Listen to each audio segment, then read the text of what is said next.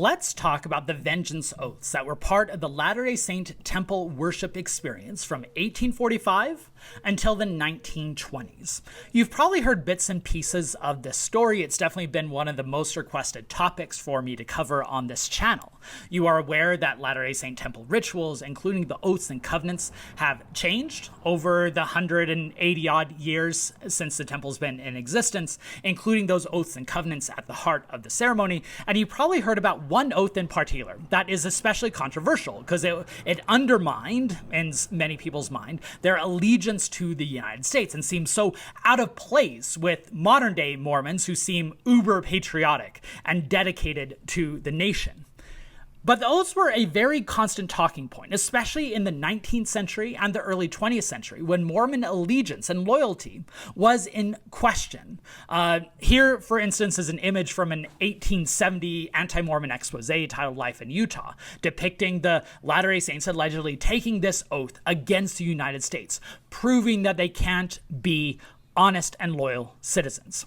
Now, let's have a baseline for this discussion, because as I'm going to outline, the oath changes over the years, and it's dangerous to read a 1904 account, which I'm about to do, and assume that it was the same in 1845. It likely wasn't, but it's good to at least have an overview of what this oath contains. So here is an account from a 1904 legislative investigation where a Latter-day Saint, a believing Latter-day Saint, goes on the record under oath and says that this is what they covenanted in the temple. Quote, "You and each of you do covenant and promise that you will pray and never cease to pray to Almighty God to avenge the blood of the prophets upon this nation, that you will teach the same to your children and to your children's children until the third and fourth generation." So in this video, I want to do a few things. I want to talk about the origins of this oath, the context in which it was created, as well as some key discrepancies, and then how it evolved over the time. But then I want to dig into the historical record itself, showing the diverging historical interpretations that can mean a variety of things that often came from the participants for particular agendas. Because talking about the vengeance oath is a great excuse to talk about the historian's craft in general. How do we interpret accounts? How do we piece them together? And how do we unpack the agenda behind them? Because since this is part of my Friday series, So You Want to Know About More X series, today you're learning more about the vengeance oath and how historians interpret it. So let's dig in. Joseph Smith introduced what Latter-day Saints now call the endowment ritual on May 4th, 1842 in the upstairs room of the Red Brick Store. Now, we don't have many details about what the endowment was. We know it included several covenants and oaths. We know it included a ritualistic performance of sacred past and sacred narratives. There is one account from the BYU religion professor Richard Bennett that he claims he discovered in the back pages of a letter book in the 1970s, a written account of the Nauvoo era endowment. No one else has been able to confirm this. If you know more details, I would love to hear it. But it's very likely that the endowment ritual, as Joe Smith introduced in 1842, did not include a vengeance oath. In part because, as I'm going to outline soon, it's pretty clear that the vengeance oath was introduced after Joe Smith's death due to Joseph Smith's death. And that context is important. And further, the oath does not really fit in the other theological goals and agendas of Joseph Smith's endowment, which was in some ways quite different than the endowment that Brigham Young is going to ritualize in 1845. That may be a topic for another video. So what we do know is Brigham Young formalizes, expands, and revises the endowment ritual after Joseph Smith's death, when the Nauvoo temple is mostly completed, or at least completed enough for Latter-day Saints to go through and receive their rituals in December of 1845. So much of the endowment ritual comes from that period and is created in a particular context that then becomes crystallized in time. And a lot of it is for a particular goal or agenda. For instance, the introduction of Peter, James, and John as the key bestowers of temple keys at a very time that Brigham Young is arguing that the Quorum of the 12 has the keys. So just like Peter has the keys in the endowment ritual, Brigham Young has the keys in the modern day. Now, we don't have the exact wording for much of the ritual during 1845. People will use later accounts, reminiscences, but it's hard to unpack what that ritual actually looked like. But some general themes are quite clear if we look at the broader context. We know from the broader context that Brigham Young and the Quorum of the 12 blamed the United States for the death of their beloved prophet Joseph Smith and patriarch Hyrum Smith. We have the Council of 50 records and others of Brigham Young saying that God is going to bestow vengeance on those who perform those heinous crimes. And we also know that they are trying to make that a core part of the Latter-day Saint identity. And so it makes sense that it would become embedded within the ritual that all Latter-day Saints were supposed to perform, so that it is a core part of their world view. And we do have early accounts that make this clear. So Heber C. Kimball has a temple diary in December of 1845 that's kept by William Clayton. Yes, that William Clayton. And the entry for December 21st, 1845 says, quote, "I have covenanted and never will rest, nor my posterity after me, until those men who killed Joseph and Hyrum have been wiped out of the earth." And so that's an internal account. Let's now talk about an external account, although it was internal at one point. Increase and Mary Van Dusen joined the Latter-day Saint community. They go through the temple and then they leave the faith, scandalized by what they experienced. And in their expose account, they say this about the vengeance oath, and this is published in 1847. "We are required to kneel at this altar, where we have an oath administered to us to this effect, that we will avenge the blood of Joseph Smith on this nation and teach our children the same. They tell us that the nation has winked at the abuse and persecution of the Mormons and the murder of the prophet in particular. Therefore, the Lord is displeased with the nation and means to destroy it. And this is the excuse for forming this league or conspiracy." Now, a few things of note here. First of all, yes, we need to keep in mind that this is an ex-Mormon expose, and so we should read it carefully. But much of it confirms internal accounts and goes along with what Heber C. Kimball was saying. So I think it's safe to assume that it's right in kind of the bare bones of what they're describing, even if the explanations and extrapolations might be a bit exaggerated, which is why we need to keep the bias in account. But we see some key similarities between many of these early accounts, both internal and faithful and external and critic, that allow us to paint a picture around the vengeance oaths to know what's taking place.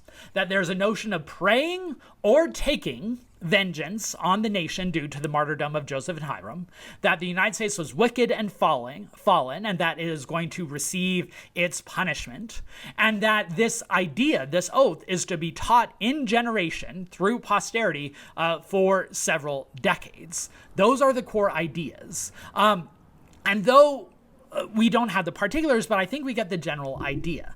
I also will quickly note that due to the conflicting evidence, we're still not sure where this oath would took place within the endowment ritual. Was it part of the prayer circle? Was it its own standalone oath?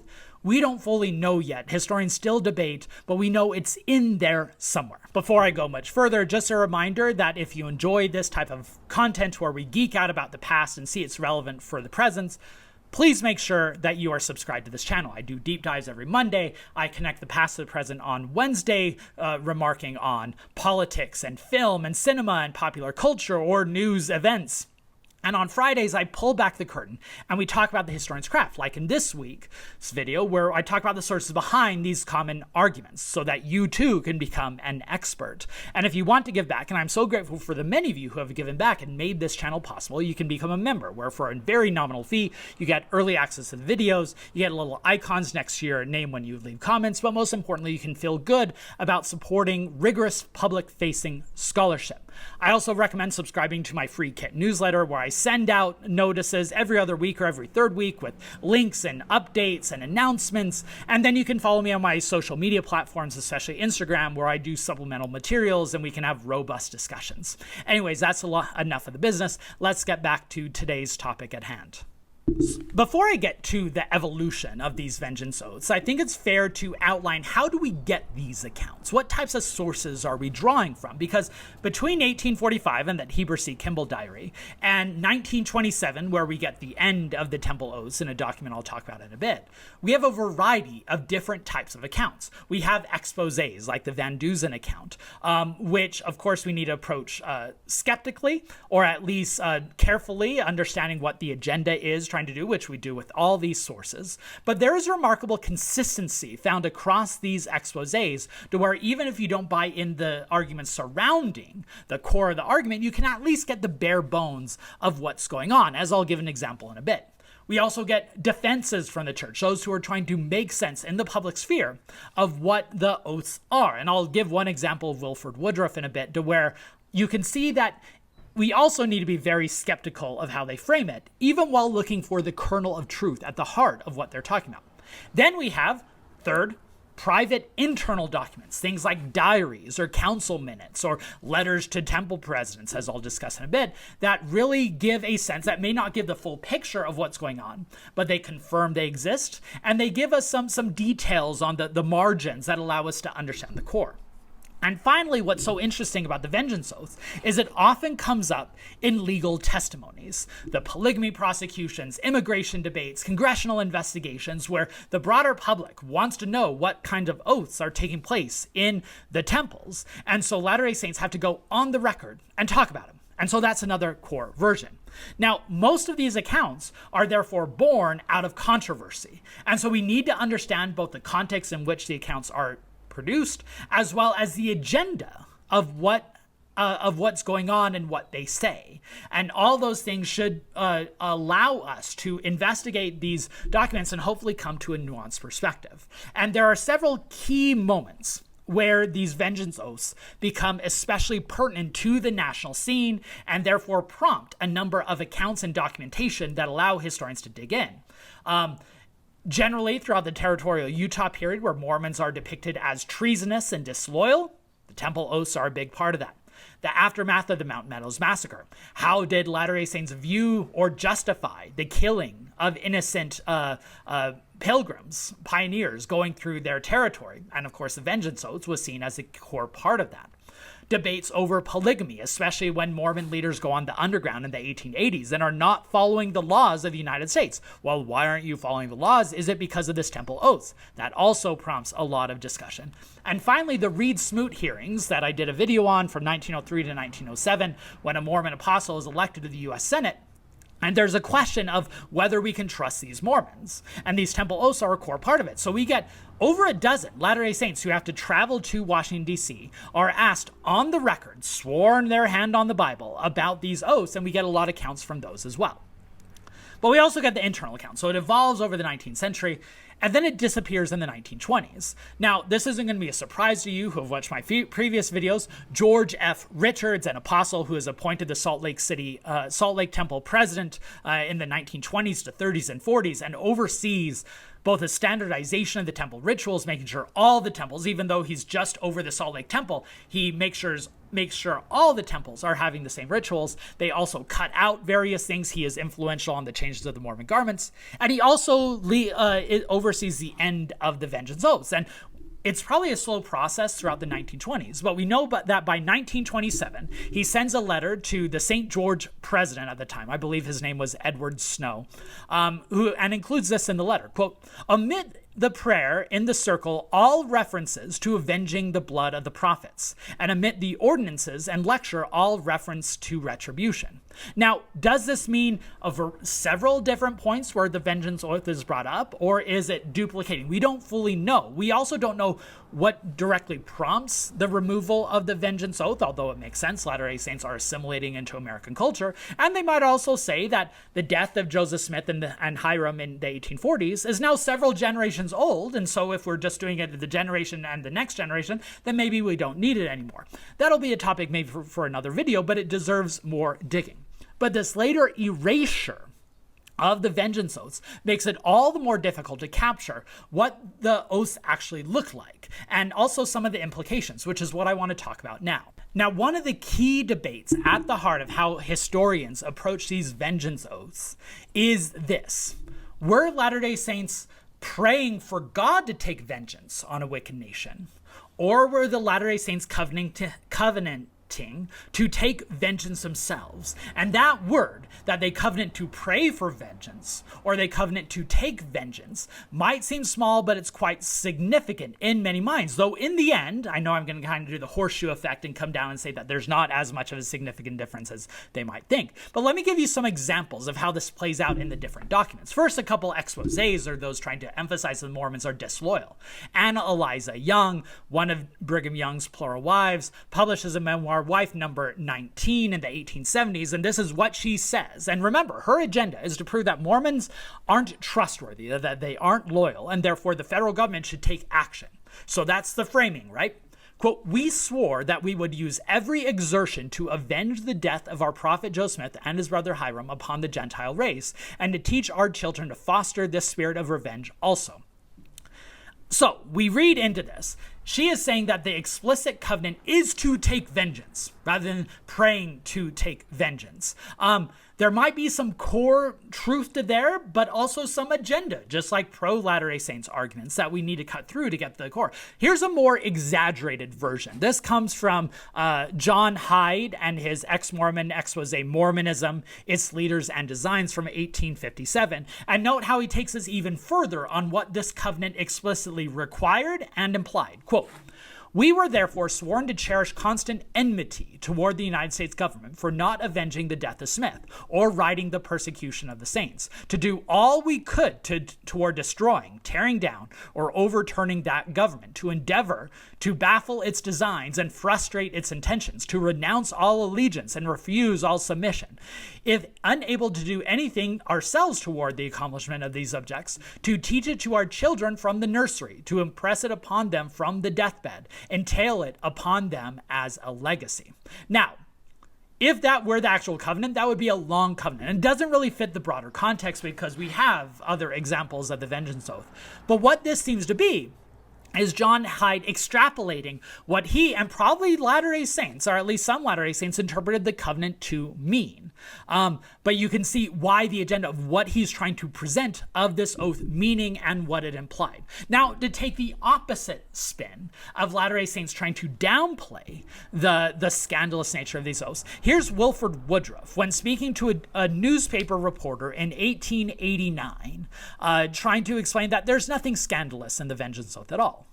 After asked about this vengeance oath, then does that mean that the Mormons are disloyal? He says, quote, "I've already said that there's nothing of that kind in any part or phase of Mormonism. I ought to know about that, as I am one of the oldest members of the church. A good deal is being made of a form of prayer based on 2 verses in the 6th chapter of the Revelation of St. John, as contained in the New Testament. It relates to praying that God might avenge the blood of the prophets. An attempt has, I see, been made to connect this with the avenging of the death of Joseph and Hyrum Smith, and to have reference to this nation. It can have no such application, as the endowments were given long before the death of Joseph and Hyrum Smith and have not been changed. This nation or government has never been charged by the Mormon people with the assassination of Joseph and Hyrum Smith. It is well known that the murder was an act of a local mob disguised."